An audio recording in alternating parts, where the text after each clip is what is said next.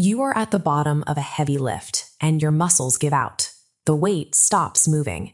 At that exact second, your conscious mind accepts a very simple premise. Your physical tissue has reached its absolute mechanical limit. But the tissue itself is not failing. The muscle fibers still possess the necessary ATP and mechanical capacity to hold the load. What is actually happening is that your brain has intervened. During extreme exertion, the central nervous system constructs a neurological firewall to protect your physical structure from tearing itself apart. The intense, burning sensation of fatigue you feel is not a real-time report of cellular destruction. It is a preventative hallucination, a sensory alarm designed to force you to stop moving. Exercise physiologist Dr. Tim Noakes codified this as the central governor model.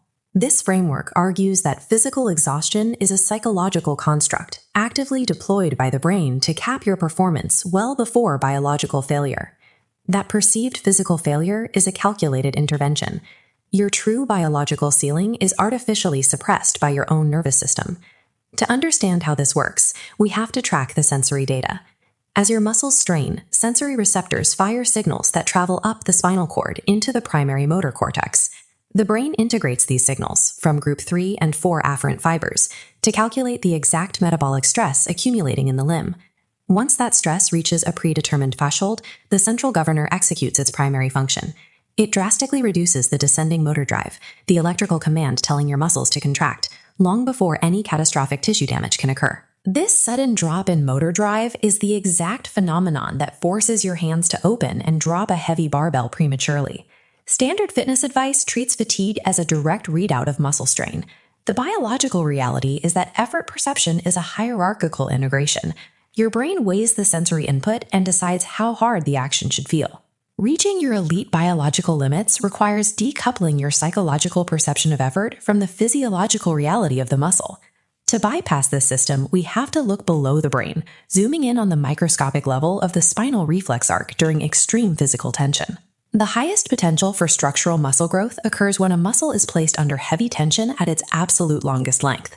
Placing a muscle in this prime hypertrophic state creates a biological paradox. Stretching the muscle under load triggers maximum neurological resistance from the body. This diagram shows the exact anatomical culprits: Golgi tendon organs and Renshaw cells, the spinal cord's internal dampener. As intrafusal muscle fibers stretch, they trigger a violent electrical feedback loop. That signal travels back to the spinal cord, directly targeting the motor neurons. The chemical response of this loop is immediate. The spinal cord releases GABA and glycine, neurotransmitters that act as hard biological brakes on muscle contraction. These chemicals aggressively suppress the recruitment of high-threshold type 2 motor units. Those are the specific muscle fibers responsible for generating maximum force and raw size. Your own spinal cord actively hides your most powerful muscle fibers to protect the surrounding joint connective tissue. Reaching them requires a radical override protocol. To hack this spinal brake, we first have to prove that there is a profound disconnect between the actual mechanical load and perceived effort in the mind. This chart shows data from blood flow restriction training, demonstrating this perception-action distortion. We see a low mechanical load resulting in a massive spike in perceived exertion. It amplifies metabolic stress signals traveling to the brain without actually increasing mechanical strain or tissue damage. Under conditions of high sensory uncertainty, the brain dynamically reweights this distorted afferent input. It artificially escalates the feeling of effort to force you to stop. This data shows that effort is a malleable hallucination, rather than a fixed physical law of the universe. Because effort is a constructed hierarchical perception, a disciplined athlete can systematically manipulate and bypass it. We can see the physical application of this theory in the minimalist, high-friction training methodology of fitness creator Kaif Gym Life. His routines serve as a real-world proof of concept for overriding spinal inhibition. His specific protocol revolves around enduring high-tension, fully extended finger and wrist holds using heavy grippers and bodyweight hangs. Holding a muscle at its absolute longest length under extreme load mathematically maximizes recurrent inhibition. He is intentionally placing his anatomy in the exact position where the spinal brake is strongest. He then strategically spikes the internal tension by using thick grips and towels. This creates a severe mechanical disadvantage for the forearm flexors.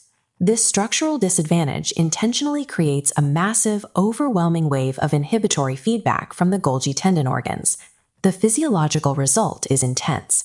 The spinal cord is flooded with acetylcholine from motor axon collaterals, pushing the nervous system to its absolute limits. Enduring this chronic exposure eventually fatigues the Renshaw cells. Over time, the continuous pressure systematically desensitizes the recurrent inhibitory loop. This protocol proves that athletes can physically restructure and fatigue their nervous system's braking mechanism by applying extreme targeted tension. Successfully executing spinal decoupling is a psychological war against the body's deeply ingrained self-preservation instinct. The sensory reality of this protocol is severe.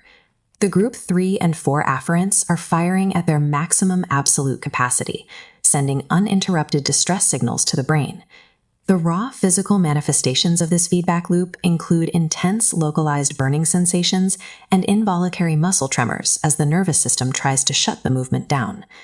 Processing this overwhelming biological data requires the cognitive framework of stoic rationality. The athlete must mentally detach. They must interpret the screaming pain and the shaking limbs as purely mechanical data, rather than a mandate to quit. This cognitive decoupling is the only way to force the motor cortex to maintain descending drive, while the rest of the body blares alarm signals. Refusing to yield to the illusion of fatigue eventually forces a permanent neurological adaptation in the spine.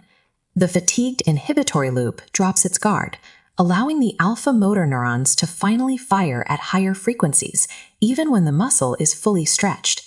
This grants uninhibited access to the hidden high-threshold type 2 motor units. The fibers required for raw force and massive structural growth are finally activated. That raw physical capacity was always present. It was merely locked behind a deeply ingrained neurological firewall. Applying cold, stoic rationality to extreme sensory discomfort physically overwrites the spinal dampener. Elite performance is not defined by muscle size alone. It is the deliberate architectural rewriting of your biological limits.